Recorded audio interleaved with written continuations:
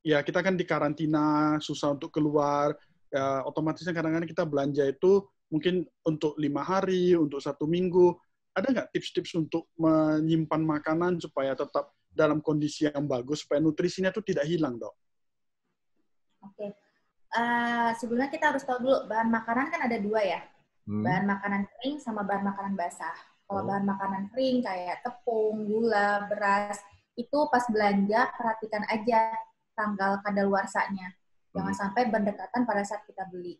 Kemudian ketika kita simpan di rumah, pastikan tempat penyimpanannya itu biasanya sih lemari atau rak ya. Tempat penyimpanannya itu bersih, tidak lembab, dan ada ventilasinya supaya makanan yang kita simpan itu, bahan makanan yang kita simpan tidak rusak.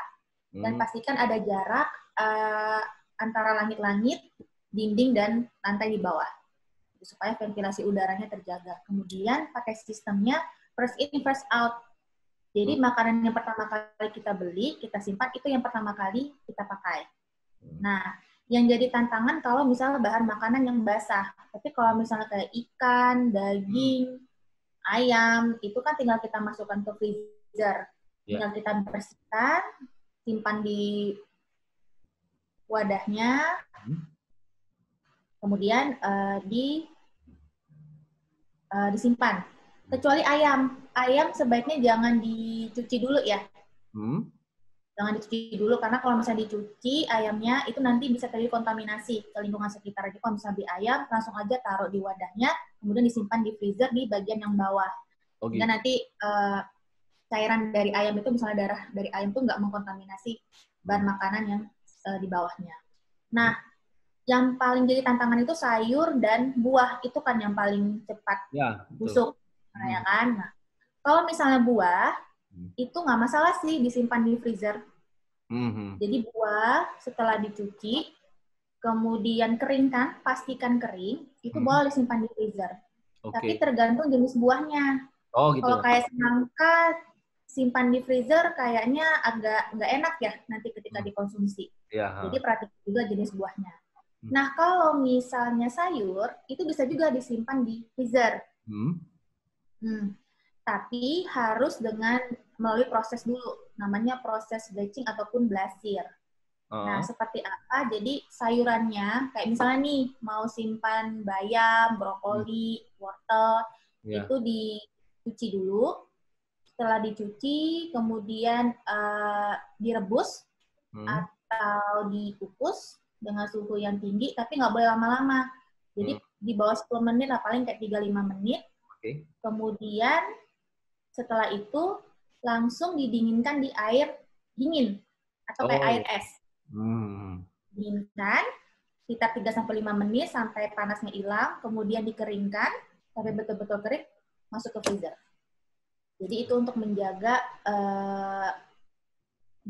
keawetan dari sayur dan buah. Jadi ya kalau mau belanja, karena kita males kan bolak-balik ke supermarket, karena kan kayaknya sekarang kita lebih sering masak di rumah ya dibandingkan jajan gitu. Jadi kan sering bolak-balik habis tuh bahan makanan. Jadi kalau mau nggak terlalu sering ke supermarket, bisa beli dengan jumlah yang secukupnya sesuai dengan kapasitas penyimpanan di rumah.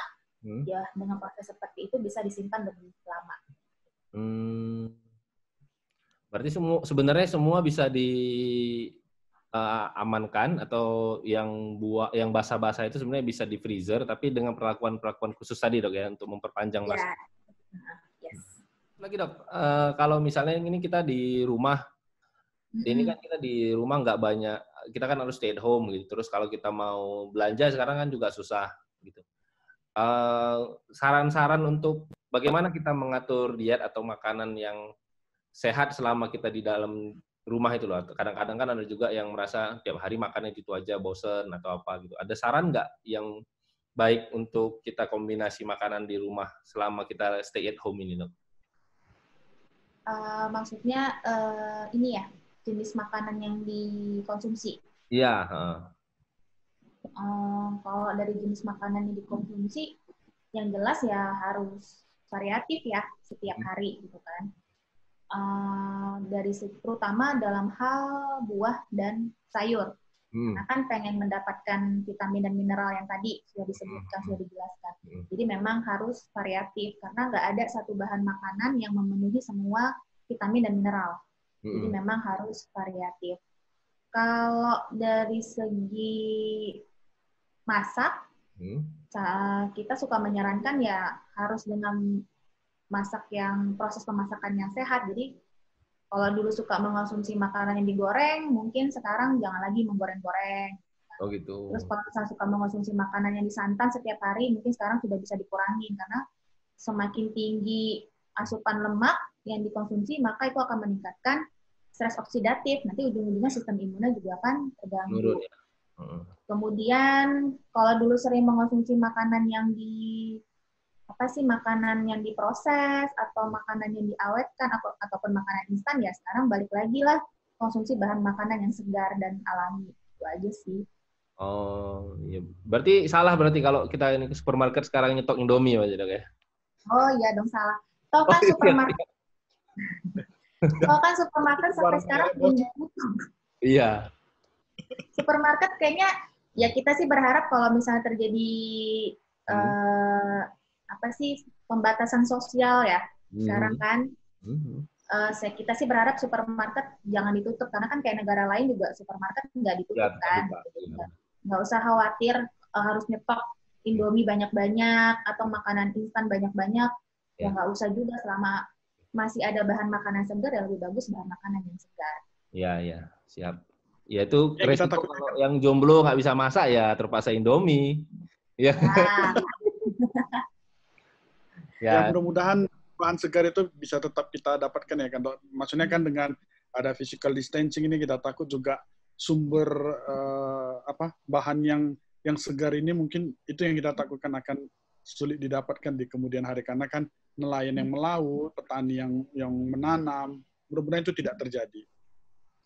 Ya oke, kalau gitu terima kasih banyak Dr. Fitri atas waktunya dan ilmunya yang dibagikan hari ini. Mungkin nanti lain waktu kita bisa bahas hal-hal yang lebih ringan, misalnya gimana yang mau diet gitu, karena banyak juga pertanyaan orang mau diet. Oke, itu aja dari kita teman-teman. Terima kasih. Ya, kalau ada pertanyaan mungkin terkait COVID-19 ataupun hal yang lain ingin dibahas, bisa di komen di YouTube channel kita yang di bawah ini. Nanti pasti kita akan carikan narasumber yang cocok untuk menjawab pertanyaan dari teman-teman semuanya. Oke, terima kasih. Assalamualaikum warahmatullahi wabarakatuh. Ya, tetap di rumah. Salam sehat semuanya. Ya.